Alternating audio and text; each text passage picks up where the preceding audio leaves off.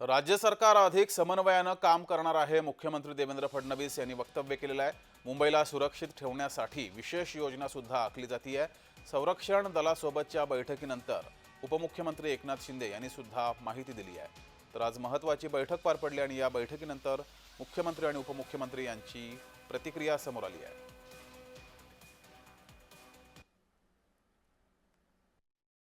सेना बल आहे त्याच्या अधिकाऱ्यांशी आपण थेट बैठक घेतली नव्हती, कारण ते देश सुरक्षित ठेवण्यामध्ये त्या ठिकाणी व्यस्त होते, पण त्यांच्याशी आपलं कोऑर्डिनेशन चाललं होतं।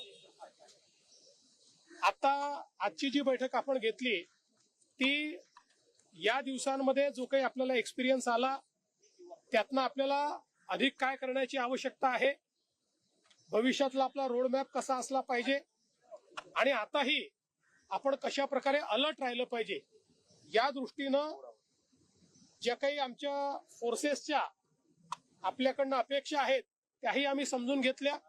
जे कन्सर्न्स आहेत तेही त्या ठिकाणी मांडले।